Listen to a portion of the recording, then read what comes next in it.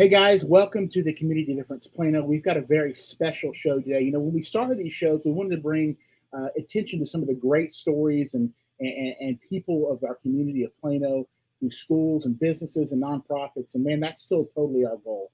But we do want to bring some things to your attention. As you may have known in the news, there's been this big effort throughout school districts across the country and just this move to hypersexualize children. And unfortunately, it's kind of reared its head in Plano. And so we're going to talk about that today and what we can do about it, just making you guys aware of it. We'll talk to City Councilman Shelby Williams about what the city is doing to make sure that kind of stuff does not happen again and what their response is. We're also going to have one of our amazing sponsors on the show on the back end, Josh Small with Libertarian.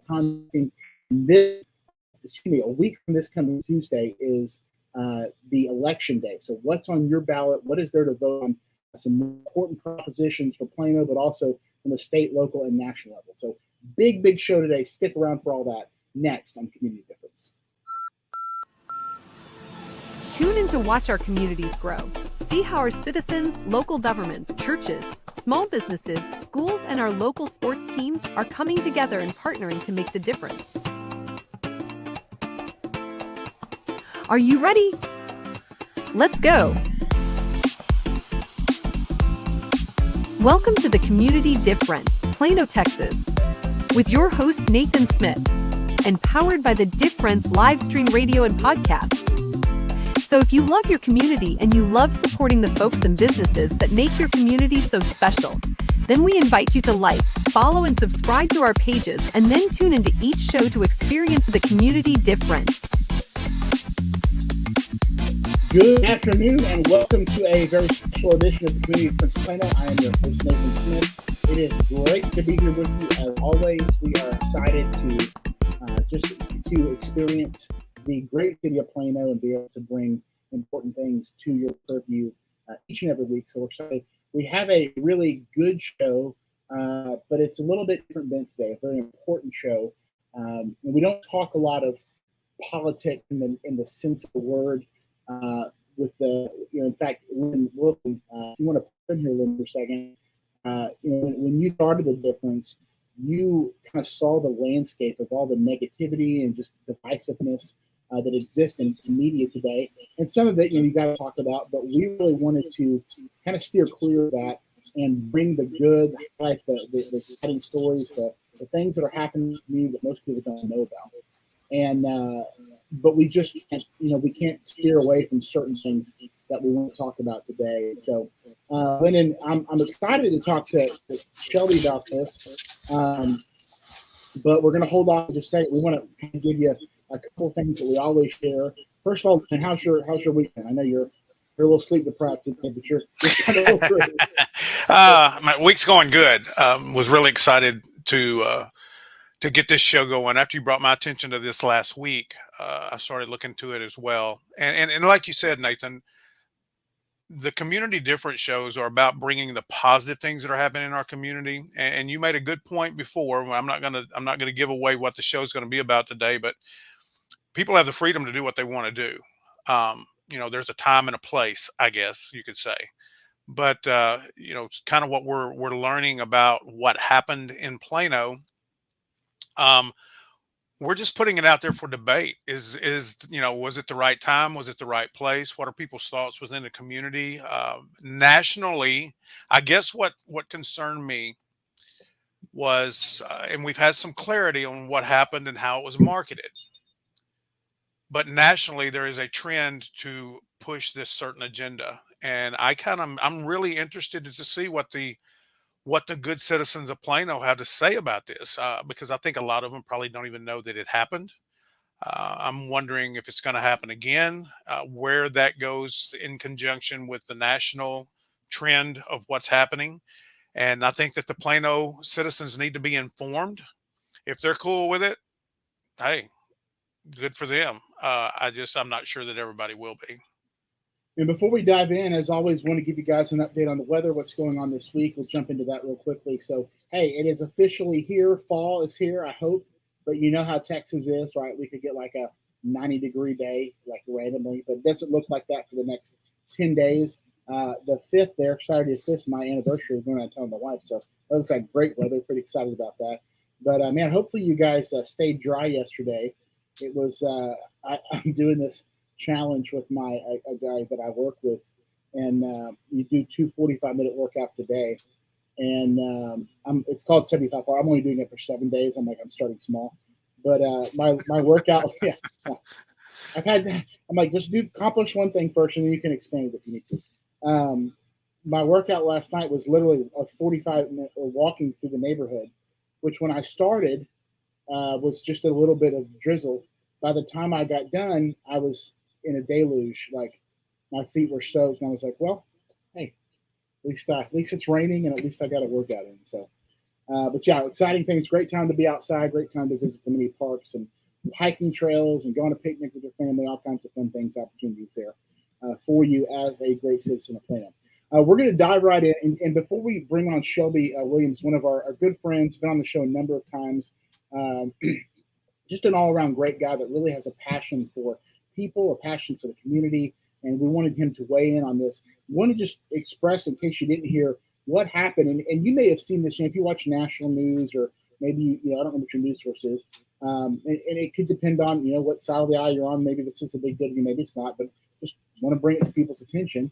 Because I believe, like Lyndon said, that this is a big deal, and it would upset or has upset or could upset a lot of people, but also could be a trend going in the complete wrong direction. And so I believe it was about a week ago, Sarah Gonzalez, she works for the Blaze.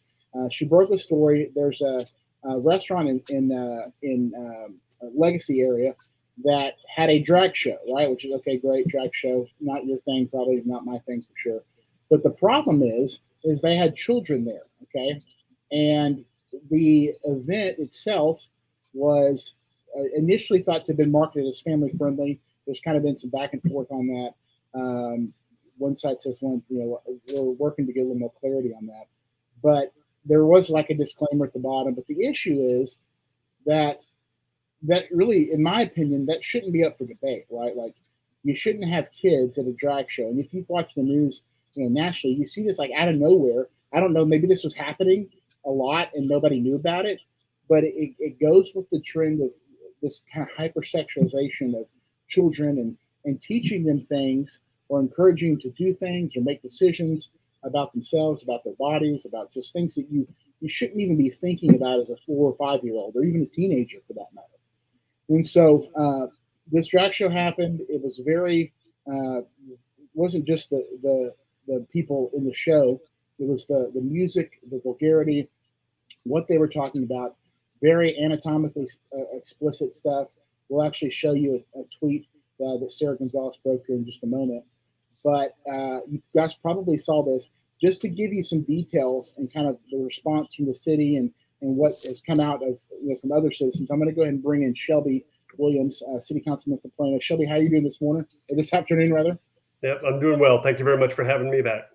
So give us the details, if you will. When you first heard about this incident, make sure we're kind of reporting it correctly, and then just kind of where it evolved and what you and your office were doing as far as, well, let's start there. How did it break? What are the details? And then how did you kind of get involved in the information? Well, to set the stage, there was actually a prelude to this. So what we're going to talk about here is principally what happened at a Plano restaurant about a week and a couple days ago. And it was went viral nationally by somebody who took video at the event. So it was a drag event at which children were present, or at least a child was present, and it looked like about a 5 or 6 year old girl. But 2 weeks prior to that, there was a Pride Festival in Plano where there was a drag performance, and not with the kind of explicit music and lyrics at this one, but there were other things. Like there was a table there with, I guess they were magnets, maybe buttons or stickers or something, with really, really explicit, vulgar content on them. And it's not like just using foul language. It was overtly 100% vulgar sexuality. So I'm not going to repeat any of it, but just as graphic as you can, or as explicit, I guess you should say, it was text-based, as explicit as you can imagine, that was it. So in a sexual context. There was a van there advertising free STD checks. So the whole thing, the Pride Fest, I mean, the whole atmosphere was overtly sexualized. So as we talk about this, it's important to draw the distinction between sexy and sexualized or sexual, because even the Dallas Morning News wrote about this incident about a week ago where the child was at. And by the way, there were children at the Pride Fest in Plano, and that was on city property as well. But the Dallas Morning News is saying, well, some say that it's no different than children going into a Hooters. Well, if you contend that, then you have no idea what the difference is between sexy and sexual. So anyway, that sets the stage, this Pride Fest that had overtly sexual content at it with children on city property. Now, there was fallout from that, partly because it was on city property, partly because it was in view of the public, and partly because there were children present. But then 2 weeks later, we had this incident that went viral. That was the first I heard of it, was the video. Somebody, my phone blew up when it hit Twitter. People sending it to me. So you found out about it, and then, and here's the thing, and it's a tricky thing, because, like I was telling you this before the show, like, people, if you're an ardent supporter of the Constitution, like you are, and I am, and Lyndon, and so many people we know about, or friends with, I should say, part of freedom of speech and expression is allowing things that you disagree with. You have to support the existence of other views, other activities, other things you disagree with. However, with pretty much every right, there is a limit to where it begins to infringe on other people's rights. That's right. And that's where the issue is. You can't express your rights to the point where it infringes on someone else's. That's and right. Of course, infringing is really probably lost a bit of its the magnitude of that word to mean like, well, if I don't like it, that's infringing. Well, that's not when you try to, and that's really the question here, I guess, is what it comes down to is, is this an issue where you're putting someone in a place where they aren't mature enough to understand what's happening, and it's not just this one scenario. It hits closer to home because it's our city. But like I said, if you've been following the news, this is, curriculum in schools and more drag. Well, they're taking school kids on field trips to see these things, and that's not what we're saying happened in Plano. We're not saying that happened in Plano. I guess my biggest concern is this has nothing to do with the school district. No, it does. It does. Like you said, Nathan. People have the right and the freedom to do what they want to do. My concern is what's happening nationwide. And is that starting to creep into Plano? And our public venues a place to have those, especially like what Councilman said, when it becomes so sexualized? I mean, yes, if I were in that restaurant, could I get up and walk out? Absolutely, I could. But where's the line? I guess that's what I'm trying to say. Where's the line of how we can all respect each other's freedoms, but not also create an environment that is uncomfortable for a lot of people? Well, and that's exactly right. I mean, and as you noted, Nathan, I am an ardent defender of the Constitution and the First Amendment, but part and parcel to that is understanding what the First Amendment says and means and what it doesn't say and mean. And the whole debate about the First Amendment at the Constitutional Convention and the First Amendment wasn't part of the Constitutional Convention, but they discussed these freedoms. And then in the ratification conventions, it was discussed very explicitly. Part of the whole deal for ratifying the Constitution was the states, many of the states demanded a Bill of Rights be added later, which included the First Amendment. And that would meant the expression of ideas, especially unpopular political ideas. It did not include passing out sex toys in front of 5-year-olds, which is what happened at this event at Ebb and Flow in Plano. That's the restaurant name, Ebb and Flow. So they were actually giving out legit sex toys, insertable sex toys, not to get too graphic, but at this event with children present. And that's something that is just not protected under the First Amendment. There's a very long history, never mind discussion at the ratification conventions for the Constitution, and discussion in the history of the First Amendment and the Bill of Rights itself. There's a very long history of Supreme Court jurisprudence that says there are definable limits on the First Amendment. Probably the most famous one is you can't yell, fire in a crowded theater. So protecting children, we have a lot of laws that protect children because you hit the nail on the head. Their minds are not well developed enough to really think through these things.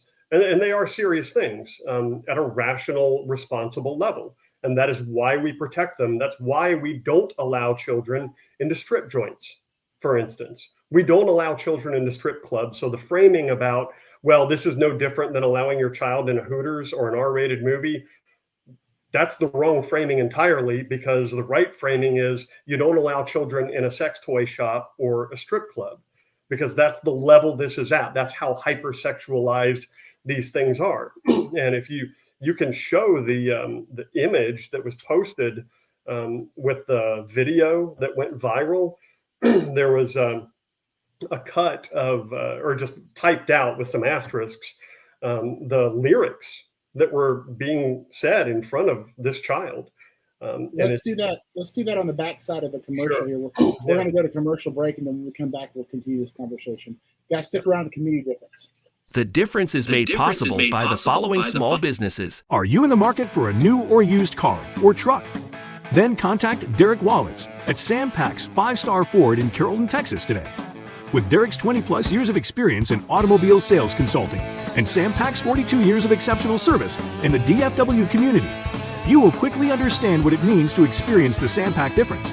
So give Derek and Sam Pack 5-Star Ford a call today at 972-299-0028 or email him at dwallets@sampack.com. WeatherTech General Contracting.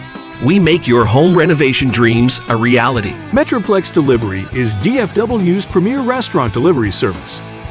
Metroplex Delivery brings premium restaurant food right to your door. Metroplex Delivery offers uncompromising white glove treatment. Launching in McKinney and Allen. Give Metroplex Delivery a call at 469-505-0844 or online at www.metroplex.delivery.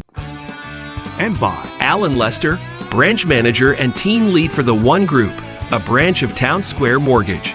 With over 22 years in the mortgage lending industry, Allen and Town Square Mortgage have many loan program options available from conventional, FHA, VA, USDA, jumbo, and many investor and self-employed programs. So if you're looking for the best in the business, give Allen a call at 214-681-0234. If you would like to know how you and your business can sponsor this show or others like it, please contact us at info@thedifferenceradio.com. And now back to the show. All righty, welcome back. Right before the show, and one thing before we show that graphic, I like how you broke down kind of the meaning of the First Amendment, the Constitution, et cetera. And I think that's very important in this instance because, and I really do mean this, like I am in favor, like if somebody was trying to infringe on someone's rights that I vehemently disagree with what they were doing, but it was protected, I would fight for that. Now I may have a conversation with them outside of that and, explain my position and why I didn't like it, but I would fight for that because if in order to protect your rights, you've got to protect other people's rights that you don't agree with. However, this is a case of that extending way beyond, and it's not a one-time thing. Like we've seen, this is a pattern that has been taking place really for the past 4, 5, 6, maybe even years, fully creeping into schools and just the desensitizing of sex and putting it in a way that's not, healthy necessarily. Of course, again, that's totally up for debate what's healthy and what's not. But you nobody can decide what that is for another child. That's the parent's job. But also, there's just some societal things, traditions, like there is precedent set in societal morale, right? And that's a big issue. Is that you can't stand on any moral principle because morality, in a sense, has become objective or excuse me, subjective and non-existent, basically. So that makes the argument. That's true, very true. Nathan, I'm going to pop this up. I pulled over some more of the Tucker Carlson show, which I hope YouTube doesn't get too pissed off at us for. We're not playing the video; we're just showing. So I wanted to pull that up because that's kind of what Councilman was talking about, where they had to. These are the lyrics being lip synced, played. We're not allowed to play the video, but so if and I also uploaded the whole tweet that Sarah Gonzalez put out there. It's in the all right, picture here, and we won't leave it up long. It's very explicit, but just so you know, like this is the issue. It's not that there's a drag show. There's a drag show with kids there that are then talking about stuff like this. Do you see it, Lyndon? There it is. Yeah. And I mean, you know, it's pretty. The asterisks don't really help much. It's pretty aware of what's going on here. So, and right behind the play button, you can't see it real well, is at least one child, if not more. So you can take it down now, Lyndon. We won't leave it up very long, but it's a very interesting. It's an interesting issue because I could just see that. I mean, I already know the debate on both sides. Like, they have the right to be there. They have, if parents bring their kids, etc. But I think that's where we have 8 minutes before our next break, and I'd love to. We're going to speak with Josh Small on the real quick before Josh comes in. Here's a point that I think I'd like to make. If you want to do this in a public restaurant, again, parents have the right to pick their children up and take them out of there and never go back to that restaurant again.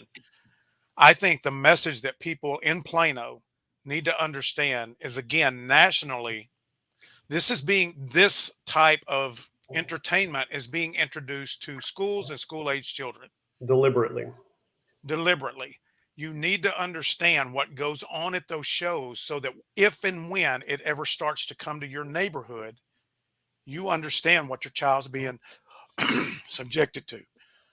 And you watch the show, or you watch like the clips they'll show nationally, other parts of the country, and everybody's laughing and having fun, supposedly. And it's like, good old clean fun. But then it's not at all. Like, it's not.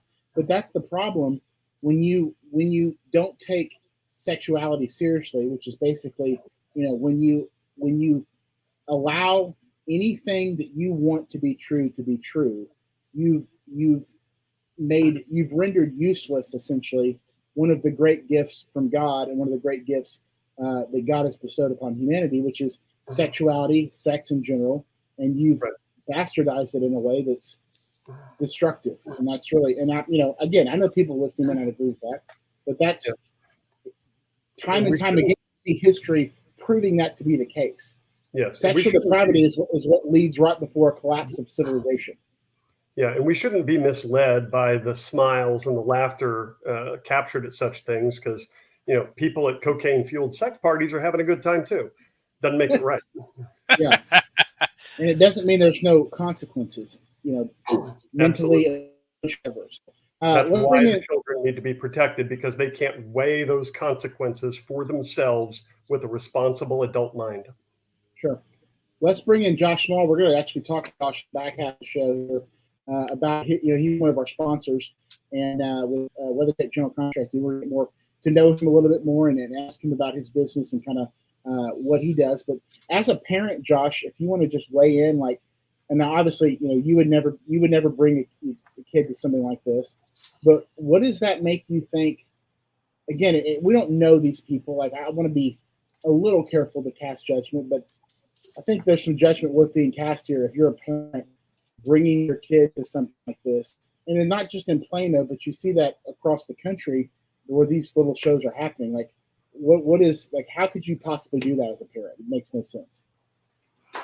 Well, you can't possibly understand what those parents are thinking by doing that. It's incredibly unhealthy for not just a child but everybody there, and it's scary. Um, and if anything, everybody needs to go out and vote because that's the only way that this will change. And it's definitely something to be concerned about and worrisome about. As a parent, do you like what do you try to do to make sure? And remind me, where do your kids go? Are you in public school or private school? Well, I have a 2-year-old. Oh, so you're not okay. So that's right. See, me too. I have a 2-year-old and an 8-week-old. So I don't have to worry about it too much yet. But like, what are some things? And Shelby, you can speak to this too, of course, with your kids. Like, what are you guys doing or preparing to do? In our case, Josh, to make sure that we, know what's going into our kids' minds and what they're being exposed to. Not to be like a helicopter parent, but just to like help make good decisions and be able to like. I want my kids to be able to navigate the crap that they're going to see, and they're going to be able to, because it's just happened. But I think that's a big part of this. It's like you're exposing stuff to a mind that's not ready to understand what they're seeing. Yeah. And so, like Shelby and Josh, what are you guys preparing to do or doing to make sure you know what's happening in your kids' lives and their schools, where they're going, etc.? Nathan, while they're talking, I want to pop up something I just found also, and it's about Texas, and it's about the drag shows for school-age children. So you guys go ahead and talk, but I did want to pop this up there. Okay. Well, it's a good question. I have 3 school-age children, and I have vacillated in the past between sheltering and call it preempting, and I've erred on the side of preemption. So I have spoken to my daughters from a very early age about the kind of stuff they're likely to be exposed to, the kind of stuff they're likely to hear from their friends. And I'm just drawing from my own experience as a child. My friends had the talk with me before my parents ever got around to it. So I fully anticipate that the same is going to happen probably even earlier with my girls. So I try to walk them through what's going on in the culture, what they may be confronted with, and challenge them to think in the home environment what that means to them and kind of help inoculate them against that. So, because if their first exposure, no pun intended, actually probably not even a pun, if their first exposure to this kind of stuff is and I hope this never happens in Plano ISD, but the kids are invited into drag queen story time at a library, and nobody's ever prepped them for that before. Nobody's ever told them this kind of stuff was happening or what it means to them. Then they're just going to believe whatever they're told by the people who invited the drag queens there for story time to begin with, and that's not good. Shelby, I think that's a great point, that they're not prepped. They're not they're not prepared for something like this happening. And I think that's why we wanted to do this show, is to let the parents know that it's coming around. And so you might want to share some information with your kids and let them know how you would like for them to respond if they ever get put in that situation. Yep. And I'm looking at some of this text here saying, after all, we don't see Slayton asking for kids to be banned from Hooters. That's exactly the kind of false framing that's the problem here. So I'm not aware of any Hooters or R-rated movie, and people have tried to equate drag queens with cheerleaders as well. I'm not aware of a football game where they pass out sex toys, or a Hooters for that matter. Or where they give, it says here, if you look, some kids in attendance tip the drag performers with dollar bills. Yeah, the parents or whoever was the responsible adult for that little girl gave her money to go tip the drag queen, like they were in a strip club. So there are certain environments in which children just are not allowed, and this is the reason why. Well, let me interject there too, because if that parent wants to do that with their kid, that's their right. Agree, disagree, whatever. But if you have kids that are not with their parents and they see one kid doing it, they don't know if that's appropriate or inappropriate behavior. So but I wouldn't even go that far, because like if that's with that argument, Lyndon, then parents should be able to bring their kids to a strip club, and that's Exactly. that's not allowed. Like, Yeah, I disagree that that's the parent's right, because there are all sorts of things that I, as a parent, am not allowed to do with my daughters, and for very good reason. Now, yeah, I think if the point you're trying to make is like, if you, if I guess if you as a parent don't think it's a big deal, that's fine. But there, to Shelby's point, like, there comes, you protect the rights of adults to do stupid things or things that we disagree with, whatever, that's fine. But there are limits. I mean, it's just funny how everybody wants to protect kids, and it seems like the line between being a child and adult is shrinking drastically. Like now, I mean, and this, we could talk for the next 2 hours on topics, but like, I don't know, 5, 6, 7 years ago, I go, it will be long before there will be somebody trying to make a case for pedophilia, and that has happened, and it continues to happen. It's happened a lot, and it's the natural progression. Like it has to occur if you're going to remove the moral landscape. If you're gonna, again, I'm just going to use the generic term, like take God out of school, and I know that means so much different things, but if you're going to remove an authoritative morality where there's no absolute truth, then there's no logical conclusion but to assume that everything that enters my heart that makes me happy is all of a sudden okay to do. No matter the consequences, the destruction that it brings to anybody else, myself. And that's another thing. Like, people, well, it's not hurting anybody. Well, people never stop to think, like, is it hurting the person that's doing it? Right? Like, does anybody come and follow up and say, like, if I participate in something sexually depraved, is it hurting me? Well, that's a great question. And that's really been the argument here for so many people is, well, like, it used to be, well, it's consensual. It's fine. Well, it's okay. All right. Well, now it's not consensual, because I don't believe these parents signed a permission slip to take their kids on a drag queen field trip, which again didn't happen. That's not the scenario in Plano, but it's happening. And so, it's no shock, really. None of this surprises me, honestly, because it's the natural progression that is going to take place when you have no moral authority left. Here's another article. If you look down here, Brian Slayton, state rep for Texas, he's proposing a bill banning drag shows where minors are present. So I think that would kind of cover what happened in Plano. Well, and to the defense of the drag show community, I don't know if that's a community or not, but anybody, there have been a lot of people that go to those shows and are participating in those shows that have come out and said, this is no place for kids, and they've been appalled by having children there. So I will say, just in fairness of everybody, again, holding people's rights to do things that I may not agree with, it's not like this is 100% across the board. Anybody in this community who participates in this is in agreement that kids should be present. In fact, probably, I imagine that a lot of them are. Most of them are. Mm-hmm. I do want to happen, and it's still being pushed, because when you can control children, well, now that's the end. That's it. That's everything. I do want to shift framing for this a little bit to make people think, because even the Dallas Morning News article and a lot of people I've seen have tried to say that opposition to this is just bigotry. It's homophobic bigotry. Right. So first, just as an aside, it's very intelligent framing by using the word phobic to normalize whatever you want. Because if I am branded as being phobic, I am therefore afraid, and I want to prove I'm not afraid, which is just a complete false framing. But let's say that this event and I guarantee you a lot of people who know it's wrong to have kids there are just not speaking up because they don't want to be branded a bigot. So let's shift the framing a little bit. Let's say it wasn't drag queens, it was scantily clad women, not even like naked at a strip club, but let's say they had pasties and a thong, and they were surrounded by leering men. Same lyrics, pee good, pee sweet, pee good enough to eat, F me all night long. Same lyrics. They're still passing around sex toys, and the kids were there. What do you think the community reaction would be then if nobody was worried about being branded a bigot? The same exact thing.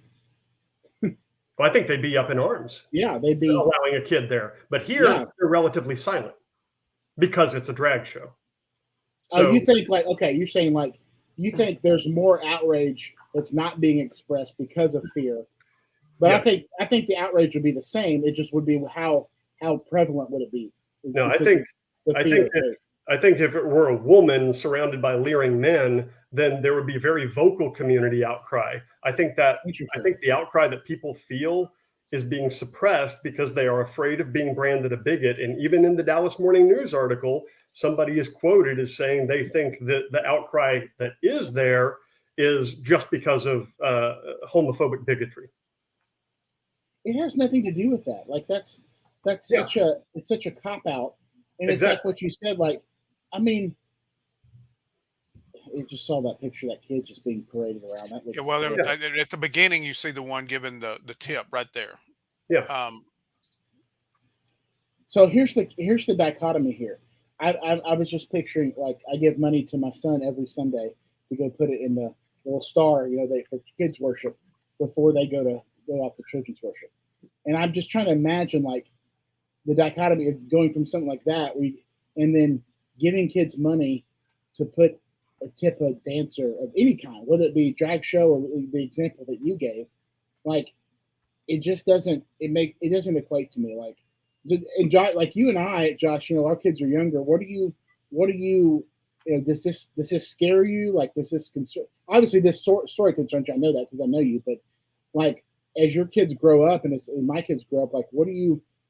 And you said it. Vote is obviously a big thing. But what are you doing proactively to kind of monitor or prepare for maybe having some of these conversations?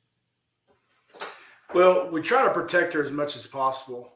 And some of the things that we've talked about doing in the future is, it looks like this is going to go into the schools at some point. We hope not, but you have to prepare for that. And preparing to send her to a private school where the morals line up with what we want versus what would be taught in a public setting that we have no control over. That's the biggest thing for us. Obviously, being with us,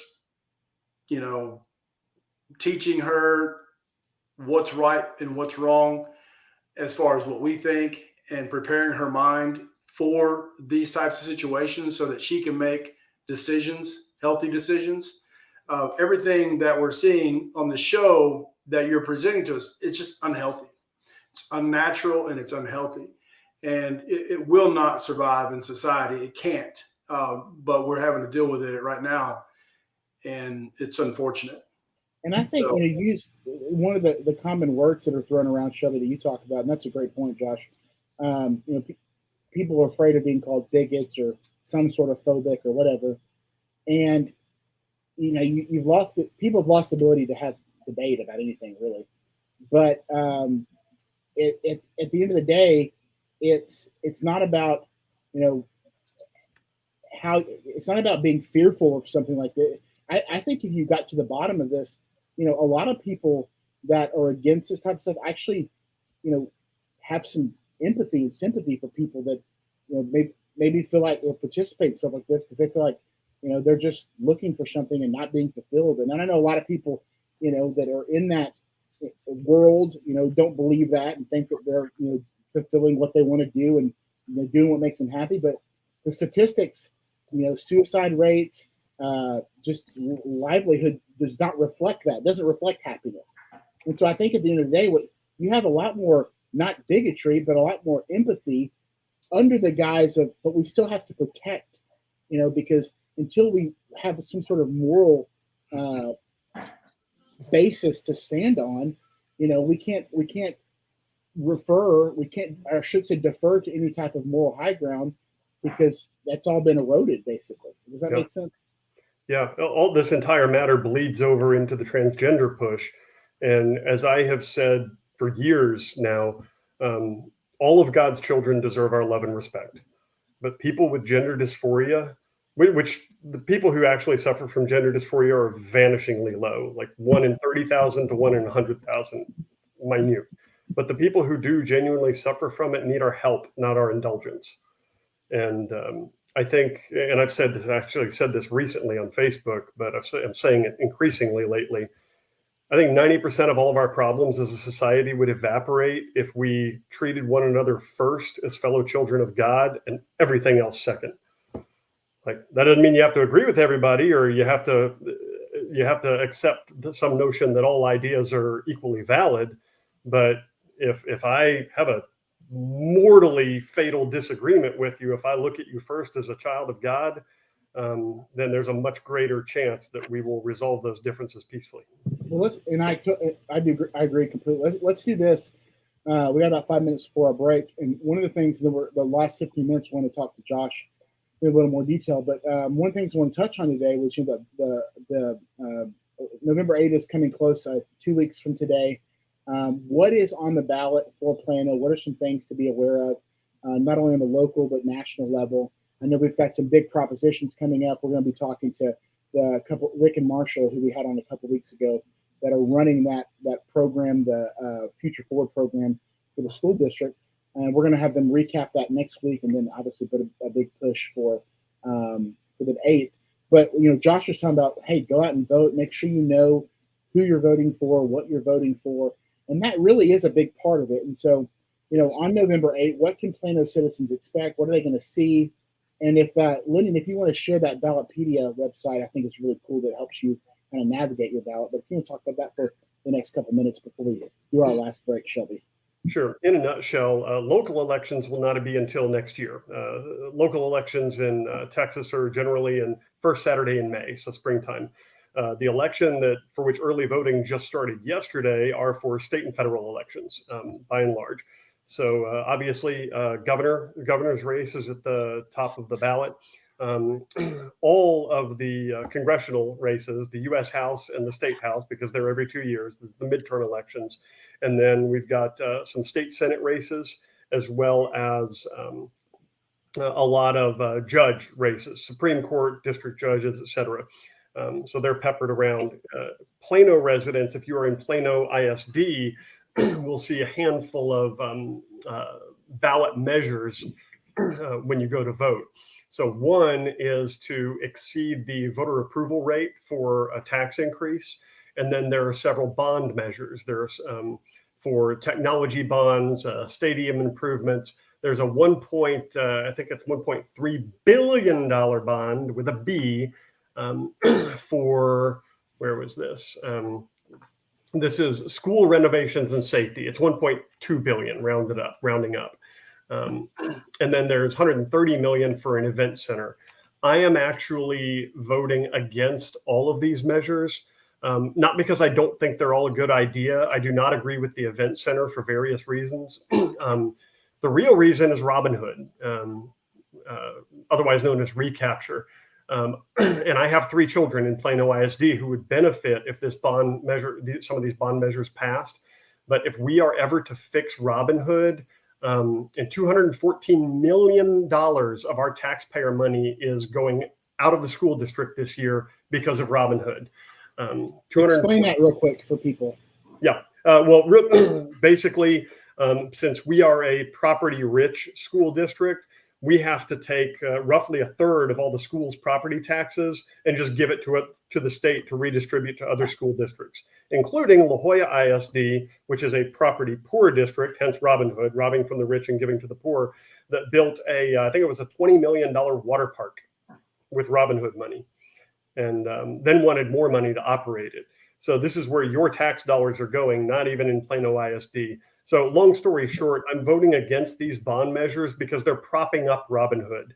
If it weren't for Robin Hood, we wouldn't even need these bond measures. We would be getting the money that we need, but they're taking it from us anyway. But the Robin Hood, is that not Shelby, real quick, when money is taken out of the school district, is it accounted for? I mean, can the citizens, can the people of Plano see where that money's going and who's using it and how?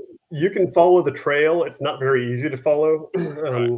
but yes, you can see who's getting the money and who's having the money taken away.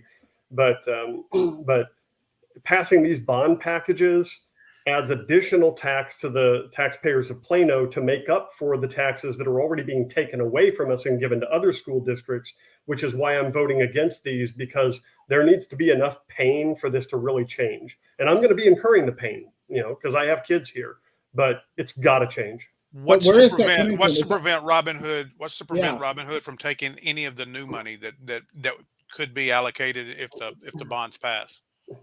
Just because they're bond money.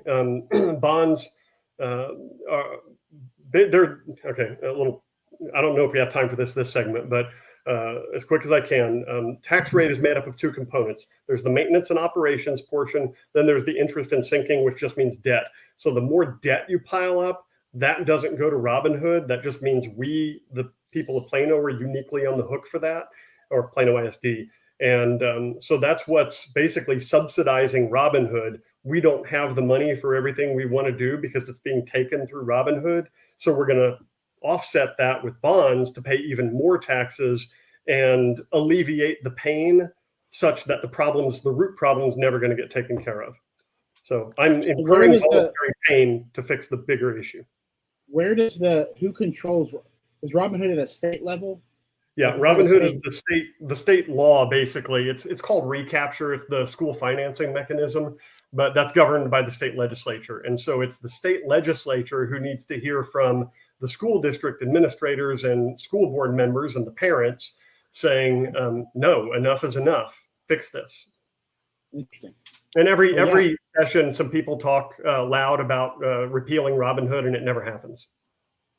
Well, yeah, that sounds like we could have you on and talk about that as a whole other show. But Shelby, thank you so much for coming on, guys. If this is important to you, I know a lot of our listeners it is. Please comment, please share.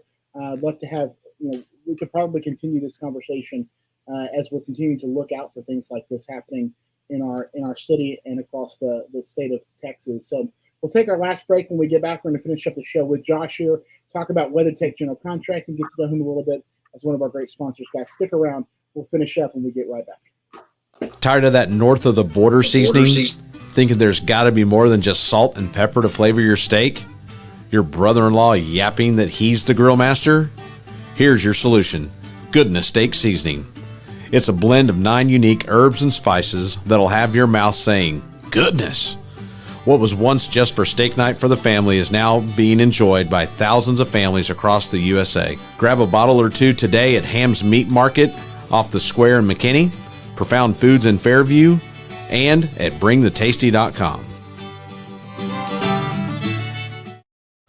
All righty, welcome back, guys. We are going to wrap up the show here with Josh Small, with WeatherTech General Contracting, one of our title sponsors, and super excited to have you on the show. Now, Josh, you and I have known each other for a long time. 30 years. Grew up at church together. Yeah, I think. What are you 99, 98? When did you graduate? 96. Oh, dang. Oh, man, you're way old. I didn't realize how. Okay, I was after that. So, yeah. Anyway, we grew up together. So you're older than your brother. You're older than your brother, right? Yeah. Okay. Yeah. How old is Jeremy? How old is Jeremy? He will be 43 in November. And how old are you? 44. Oh, okay. I was thinking like 41, so that's good. There you go. Thank you. But we grew up together and went to a couple of retreats together at church, and then I think you and I did some work. You were, I guess, the landscaping company for a while. We did some work together. I will never forget that one job that we did. I know you already where we had to. I don't know. We were unprepared for the gravity of this particular job, I think. And we were, what was it, like cutting sod or something? Or we were tilling up something, and we ended up loading like 12 trash bags full of dirt, which you should never put dirt in a trash bag because it's so daggum heavy that it takes like 4 people to lift it. And there was 2 of us. I think we just laughed about it. It was pretty fun. But we did it though. We did. We sure as heck did it. So tell me about what you've been up to. How did you get into this business? Tell us about WeatherTech General Contracting. And you guys service, all over North Texas. Obviously, Plano, a big part of that. Talk about how you got started there. Yeah, so I always dabbled in a little bit of construction, landscaping, things like that. When I got out of college, I knew ultimately it was something that I wanted to do long term. Just didn't have the means or the experience to do it. But once I left corporate America, I bit the bullet. I did it. And so no looking back. This was what I was going to do no matter what. And it's turned out pretty good. So we have an office in San Antonio. We have an office in Sunnyvale. We work all over Texas, mainly Tyler, San Antonio, and DFW. We have a roofing division. We have a remodeling division. We have a commercial division. And we work with a lot of property managers, a lot of multifamily properties, things like that. And it's a lot of fun. It's a lot of work, and we're busy. And we've been busy for the last 14 years. It hasn't slowed down. Knock on wood. Hopefully this economy doesn't slow us down next year. But we enjoy what we do. We love our customers. Everything we do is word of mouth. This is the advertising that we do is on the difference. We don't advertise anywhere else except for this first year. I dabbled into some schools, but that's about it. So everything we've done is word of mouth. We really push for referrals. And that all hinges on doing a good job and making sure the customer's happy. So that's what we do. It's a lot of fun. We enjoy what we do, and we love helping people out. What do you feel like? Because there's so many, golly, there's so many contractors. There's like so many roofing companies. Every time there's one piece of hail falls from the sky, like cockroaches, roofing companies show up. What have you done to stand out to make a difference in all those different contracting areas, whether it be roofing or remodel or whatever? So I noticed early on when all I did was roofing is that we have to be able to do more. We have to. Whenever there's a storm, there are more things to get damaged other than your roof. A roofer is going to go fix your roof and leave. And I just saw that as leaving money on the table, leaving work unfinished. And so we would make sure that we would cover everything. We could cover everything. We'd be able to cover everything from patio covers to pools to fences to gutters to windows, you name it. And that's how we expanded and made ourselves different from the average roofing company out there that just wants to knock on a door, tell them you're going to cover your deductible and do your roof and leave when all this other stuff needs to be done. And you're left, holding a bag, trying to be a GC yourself. So it's been beneficial to us. It's been beneficial to our clients.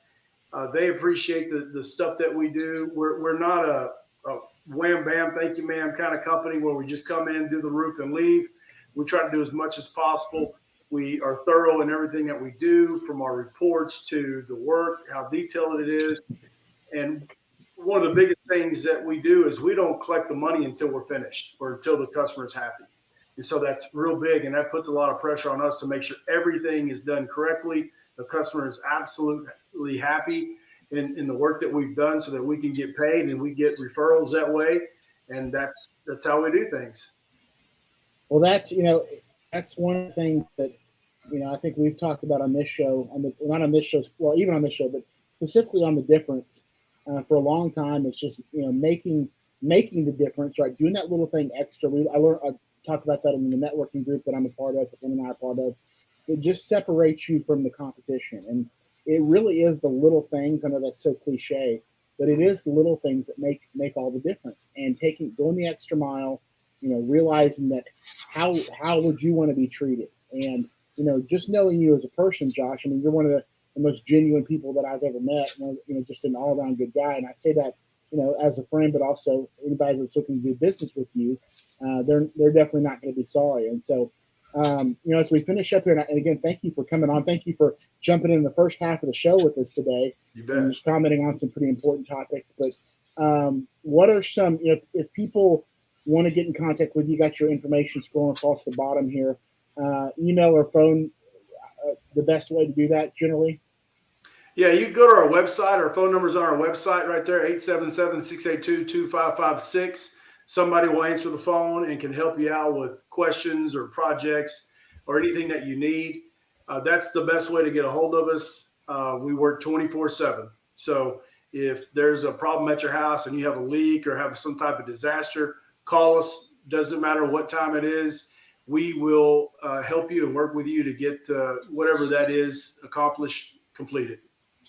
And it's interesting because we're in a job market where there's a lot of jobs available, but for a lot of reasons we don't have time to discuss, people are having trouble finding people to fill those. Are you guys looking for anybody? Like, anybody's looking for work? Are y'all pretty staffed up at this point? Which, if you are, that's a great thing.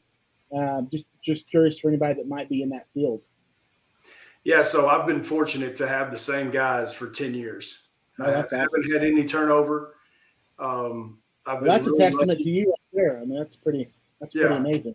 So I've been lucky, and keeping the same guys around is important, and making sure they're happy.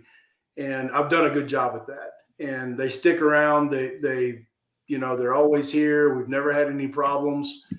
And so I'm grateful for that. And it all goes back to how we treat everybody, even to our clients, to the people that work for me. We try to treat them like we want to be treated. And it's paid us back hugely. That's amazing. And it really, at the end of the day, it's just about doing the right thing for people. Yeah. In my industry in financial services, with what we try to do with the difference, like when you stand out by doing things that other people won't do, and just spending a little extra time, taking that extra, whether it be thanking somebody for their business or just obviously doing the job well. And you'd be amazed. I don't care what business you're in. When you go the extra mile, it means the world to people, and it really does. Because there's a decent amount of good companies out there, but there's so many more that are just trash, quite honestly. Sure. So, and it's just good that you guys are staying out. Thank you so much for your sponsorship of the difference. It means a huge deal to us. We're excited to have you on, and now that I'm seeing you, we need to go grab lunch or coffee at some point. Let's do it, Nathan. The last time we had lunch, I think, was in Rockwall at that Zapata's or something like that. Maybe you remember that? That was like a long time ago. Somewhere in Rockwall. It was many years ago, but we'll have to. Fatted Calf. Was that it? Yes, Fatted Calf. That's what it was. No longer is the Fatted Calf, but yes, that's where we went for breakfast. That's right. It was really good. I remember that. So we'll get together soon, catch up. So, well, man, thanks so much for being on the show. Thanks for chiming in early on. Thanks to Shelby Williams for just helping us tackle a very difficult conversation. And guys, make sure you're diligent at discerning what's out there, what's coming into your kids' minds, what's around. Right? Always, obviously we want to respect differences of opinion, but we also want to protect kids. And so you can do all those things at once, but you've got to know what's out there. And the biggest thing that you can do to make sure that your voice is heard is exactly what Josh said earlier on, is to vote. To know what you're voting for, know who you're voting for, show up to the polls, make your voice heard. That is one of the great privileges that we have in our society and in our community. So that's our time, guys. Thank you so much for joining the Community Difference. Stick around for next week's show. It's going to be a fantastic one. You guys have a great week. You can early vote, but I've decided, man, I want to vote on the day of. So make sure. I'm not afraid of the lines. I think we've got a people that have clawed and fought and died to be able to vote, and I'm not afraid of a little inconvenience to make sure that my voice is heard. So I encourage you guys to do the same. Have a blessed week. We'll see you next week.